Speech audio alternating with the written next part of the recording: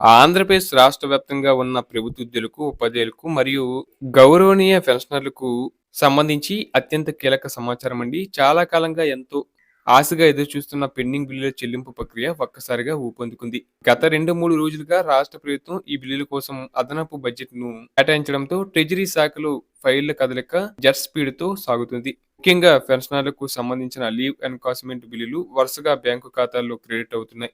ఇందులో ప్రధానంగా ముఖ్యంగా పెన్షనర్లకు సంబంధించి లీవ్ ఎన్కాష్మెంట్ బిల్లులు వరుసగా బ్యాంక్ ఖాతాల్లో క్రెడిట్ అవుతున్నాయి. ఇందులో ఏప్రిల్ 2024లో పదవి విరమణ పొందిన వారికి కూడా ప్రయోజనాలు అందుతుండటం గమనార్హం. దీంతో పాటు APGLI, part loans, loan closures మరియు సరెండర్ లీవ్ బిల్లులు ఎటువంటి సాంకేతిక ఆటంకాలు లేకుండా వరుసగా క్లియర్ అవుతున్నాయి.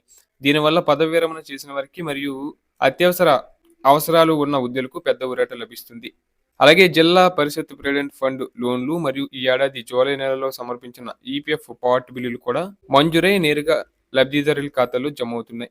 క్షేత్రస్థాయిలో అందుతున్న సమాచారం ప్రకారం భీమవరం ఎస్టీఓ పరిధిలో మరియు నంద్యాల ప్రాంతాల్లో ఇప్పటికే భారీ సంఖ్యలో ఉద్యోగుల ఖాతాల్లో నగదు జమ అయినట్లు నిర్ధారణ అయింది.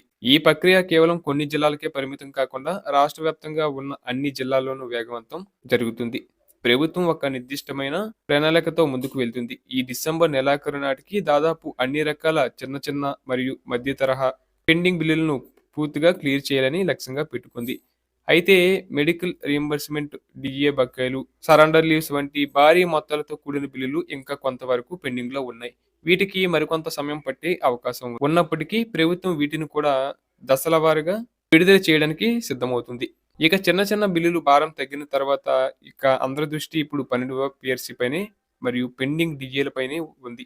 ఈ పెండింగ్ బిల్లుల ప్రక్రియ పూర్తి కాగానే పీఆర్సీ కమిటీ నియామకం లేదా నేరుగా పీఆర్సీ అమలుపై ప్రభుత్వం నుండి ఒక కీలక ప్రకటన వచ్చే అవకాశం ఉంది. బహుశా 2026 జనవరి నుంచి వీటికి సంబంధించి ఒక ప్రత్యేక షెడ్యూల్ ప్రకటించి చెల్లింపులు ప్రారంభించే దిశగా అడుగులు పడే అవకాశం ఉంది.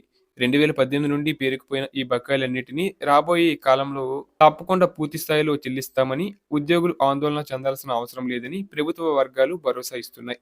ఏళ్ల తరబడి తమ సొంత డబ్బు కోసం నిరీక్షిస్తున్న వేలాది మంది ఉద్యోగులకు, పెన్షనర్లకు ఈ పరిణామం ఒక గొప్ప ఊరటనిస్తుంది. కాబట్టి లబ్ధిదారులు మీ బ్యాంకు ఖాతాలను ఒకసారి తనిఖీ చేసుకోండి మరియు మీ మొబైల్ నంబర్కు వచ్చే ఎస్ఎంఎస్ సందేశాలను గమనిస్తూ ఉండండి.